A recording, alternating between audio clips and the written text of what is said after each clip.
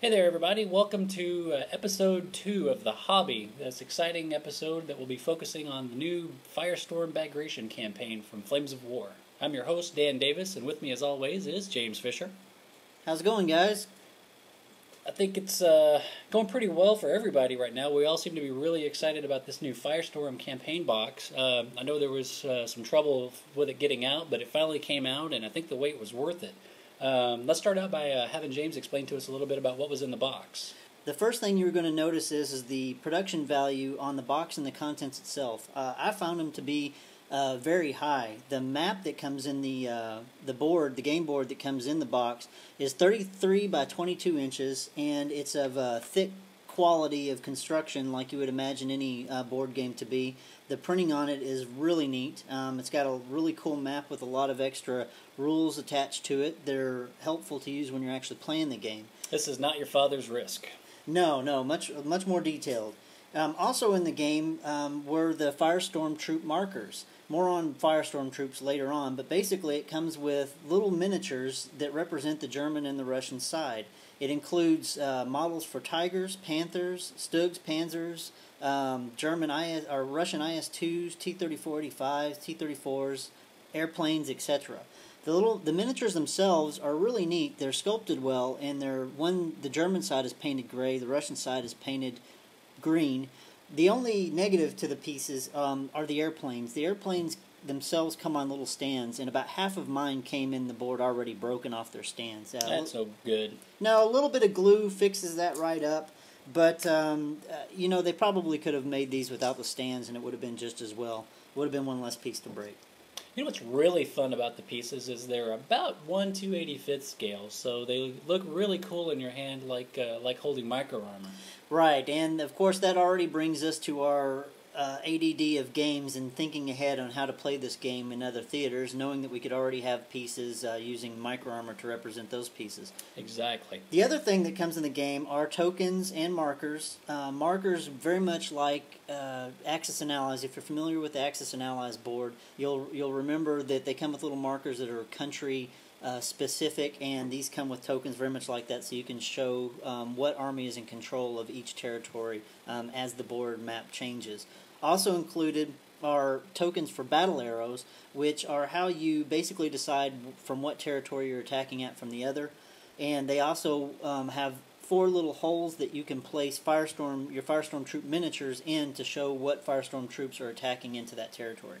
Basically everything you need to play all the different games that you're able to play from just this one box set. And that kind of brings us to the next step is how many games are actually in this box. Last count I counted 4. How many did you count? That's how many I counted, and which also brings up the most important thing that comes in the box is the rule book. Yeah, and the rule book, again, kind of breaks down the 4 games. You get the campaign game, of course, which allows you to set up and manage a campaign for multiple Flames of War players. This particular one is set in the Bagration Theater, and I don't think it would be very hard. As a matter of fact, I think some people are already doing it for Market Garden to create your own map and your own campaign for other time periods as well. And really, I think it would be easy to do this for any game. I think it would be just as easy to do an Empire map and imagine a battle line drawn between an Orc invasion and the Empire defending themselves. But basically you get 4 games. You get the campaign, you get the General's War game, which is basically just like the campaign, but it's played in about an hour and a half, depending on your grasp of the rules, and allows you to go through all the mechanics of a campaign. You're just simply not playing full-on games of Flames of War. You're rolling off, with the high dice winning, and obviously having advantages from your Firestorm troops. So that's really neat. And then kind of borrowing from the Games Workshop model of let's blow our game up and shrink it down so we can play it at all scales, they have a section called Total War, which allows you to play large, high point value battles, and also the Partisans and Polizia, I guess. I hope I'm pronouncing that correctly, which is basically a skirmish level game. So you've got Flames of War skirmish, you've got super hella Flames of War blown up points, and then you've got the campaign stuff. The campaign itself and the General's War game are basically the same game, like I said.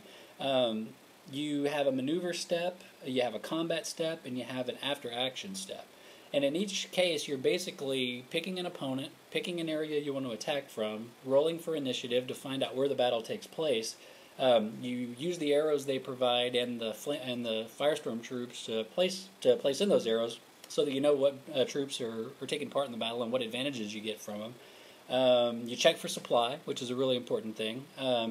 And then you have your combat, and there's where the two games differ. You know, in the campaign, you actually face on with your opponents and play full-on games. In the board game, you simply roll off with a higher dice winning. And that's where it really gets neat, because if you're playing in the campaign style system, you can play any game, any opponent at any time. Basically, your only goal is to get a result, a win or a loss. Exactly. It's really neat how you can incorporate all your friends into this game. If you have a friend that just absolutely despises German and Russians, but they still want to play with you, they can play with their American or their British army. Mm-hmm. And whoever wins, wins. Or if you have so many games in a campaign turn that you need to get done, and for whatever reason real life keeps your players from getting them done, you can sit down and play a game of checkers with your daughter, and you know, with one side being the Germans, one side being the Russians, and you get a result, and that helps to move the campaign forward. So it's really super flexible, not only in like what you can play with and what type of narrative that you want to act out in your campaign, but also in how the mechanics of how you actually get the campaign accomplished. It's a really, really neat system, I think. And it really caters also to the guy who just has to have the nth detail of every part of the campaign be realistic as possible. You can really take this to the nth degree and make this completely battle-specific, completely historically accurate, and saying, okay, you only have access to these kinds of troops, these kind of armies, in this kind of terrain. And you can do that if you want to. You can take it all the way down and manage every little facet. Or you can be as flexible as your group wants to be. Yeah, and unlike other map-based campaigns that we've played with other systems in the past, you're not locked into that, I have to play with my armies that are in my territories. And unfortunately, I butt up against the same players every week with the same armies, and every week we're fighting the same battles over and over again, or every campaign turn. With this thing, you don't have to worry about that, because you can fight anyone, anywhere on the board at any time. And the organization of the campaign is really neat. You have overall a games administrator who basically plans everything. And there's even an organizer section in the book that tells them how to make schedules, how to promote the campaign, how to do maps, how to utilize the internet, how to form a relationship with a game store. All these things are there for the organizer or the admin or the dungeon master, or for wherever your game family tree brings you from and you would refer to it. An overall non-participant organizer of the game. And then each side will have a general. So there's two generals in the game. And the generals are the ones that sit down, make the plans, talk to their players or commanders who are on their team, and decide the course of action, who's going to attack who, where, when, and what, and why. So there's a management structure to this thing. That's all the time we have on this segment. Join us on part 2 of this episode for more discussion on Firestorm Bagration, specifically dealing with Total War and Partisans in Polizia, as well as some upcoming projects we have for the hobby. I'd like to thank everybody for the feedback that they've been giving us on our early war project. We're still working on it, and right now our next step is to get a German list up, so the people that are already looking at the Polish list have something to compare it to. Yeah, and if you haven't seen that Polish list already, you can just go to earlywar.com and download it. It's there on the homepage at Early War, or you can go to thehobbystudios.com and click over to Early War from there. And it's possible that by the time you watch this episode, you may also be able to see something a little bit more Germanic. There you go. Thehobbystudios.com, also we want to talk about, go to that, thehobbystudios.com, and see fun articles, Flames of War downloads, and you can even watch The Hobby, plus more. There's always more. There's always more. We're adding new content every week to the site, so please come back and look.